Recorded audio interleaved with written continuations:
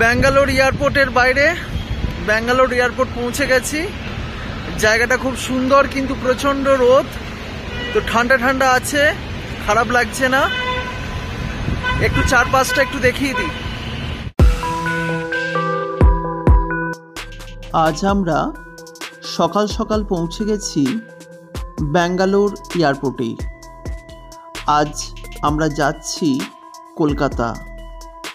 এর আগে কয়েকবার আমি প্লেন চড়েছি, তবে প্লেনে চড়ার অভিজ্ঞতা এই প্রথম হচ্ছে আমার বাবার।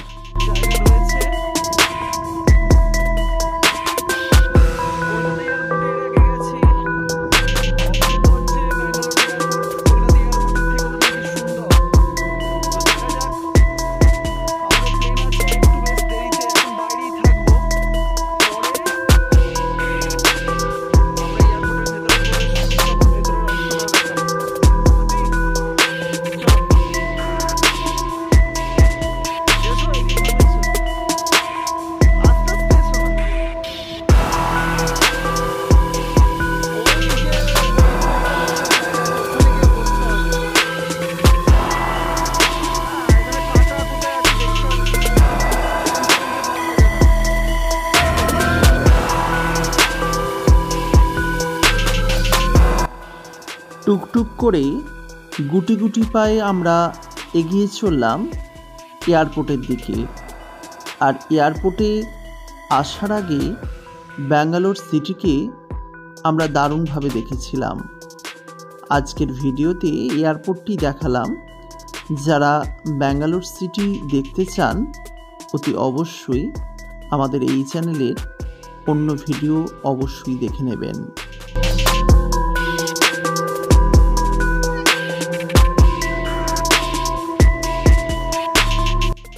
এয়ারপোর্টের বাইরের দিকটা বেশ সাজানো, পরিষ্কার পরিচ্ছন্ন, তার সঙ্গে ছোট ছোট বাহারি কিছু গাছও আছে।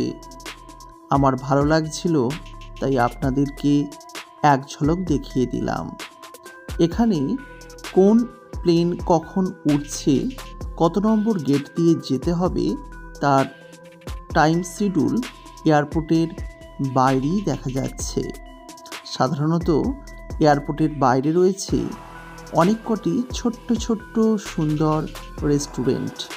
যদিও এই সব জায়গায় দাম তুলনামূলক একটু বেশি, তবে এই জায়গার জন্যে এগুলি যথেষ্টই মানানসই।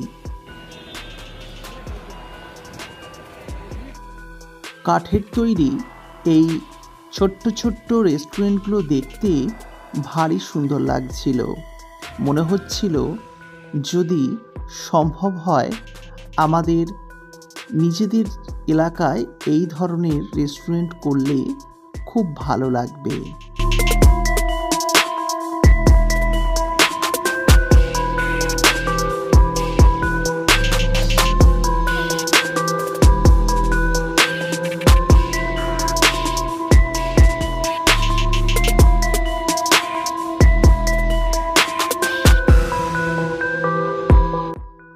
প্রতিনিয়ত কত মানুষ আসছে, কত মানুষ বেরিয়ে যাচ্ছে, দেখতে দেখতে সময় কেটে যায়। আর যারা হরবকত এয়ারপোর্টে আসে না, অর্থাৎ আমাদের মতো মানুষ, তাদের তো বেশ ভালোই লাগছে।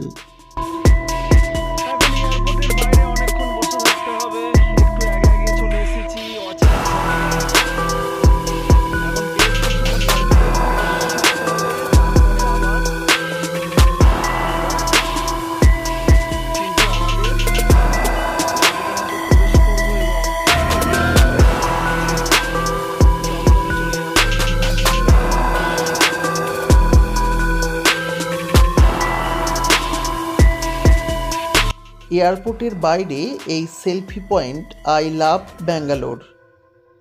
অনেকে ছবি তুললেও আমার খুব একটা পছন্দ হয়নি, কারণ এটা এখন আমরা যেখানে সেখানে দেখে থাকি রাস্তাঘাটে। তবে চারপাশের এই পরিবেশগুলি আগেই বলেছি, ছোট্ট ছোট্ট দোকান এবং তার সঙ্গে সবুজে ঘেরা বাহারি গাছ। খুব ভালো লাগছিল এবং মনে হচ্ছিল বেশ কিছুক্ষণ এখানে কাটানোই যায়। এখানে আবার কিছু ফুল গাছ লাগানো হয়েছে।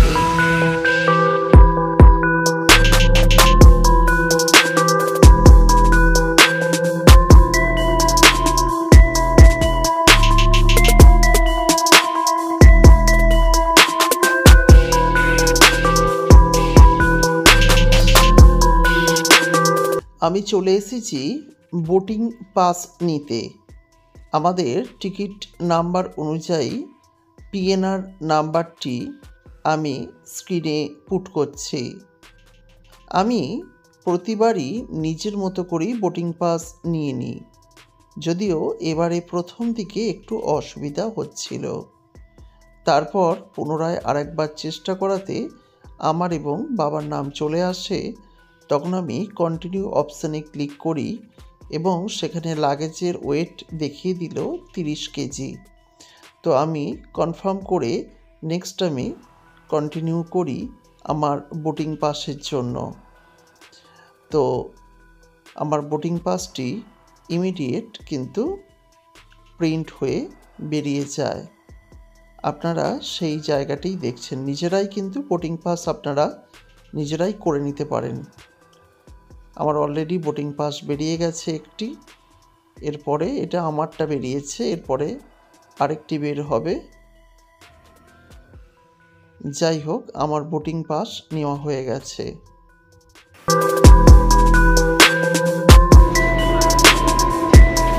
বসে আছি ব্যাঙ্গালোর এয়ারপোর্টের মধ্যে। এখন আমাদের প্লেন এখন বাকি আছে, টাইম লেট আছে।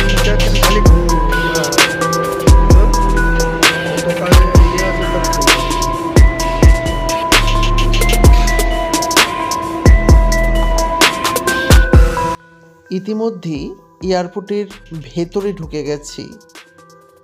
এখন আমি আপনাদের এয়ারপোর্টের ভেতরটি একটু ঘুরে দেখিয়ে দেব। বাইরের থেকেও এই জায়গাটি যথেষ্টই পরিষ্কার। এখানেও কিছু ছোটোখাটো রেস্টুরেন্ট রয়েছে। তাছাড়া সম্পূর্ণ জায়গাটি পরিষ্কার পরিচ্ছন্ন, একটি মনোরম পরিবেশ।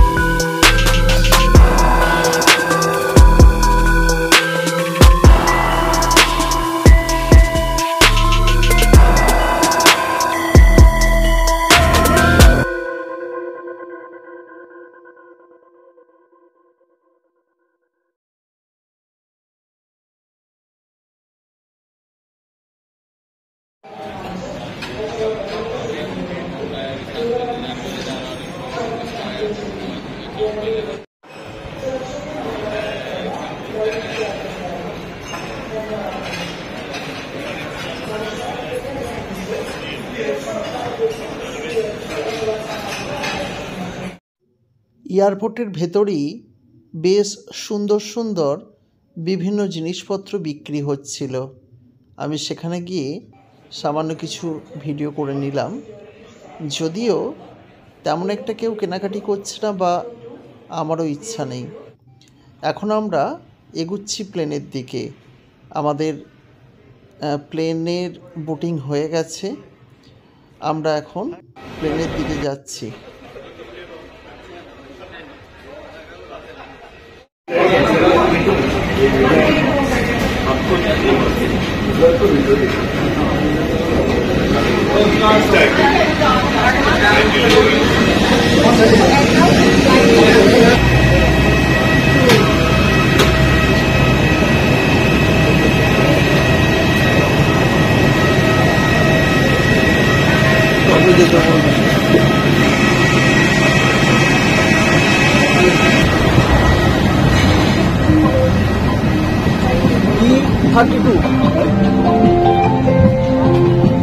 বাবা চলো B32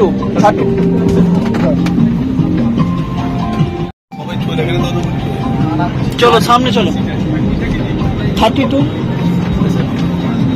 আরো পিছে। বাপরে কত বড়, অনেক বড় প্লেন। এই প্লেনটি বেশ বড় ছিল।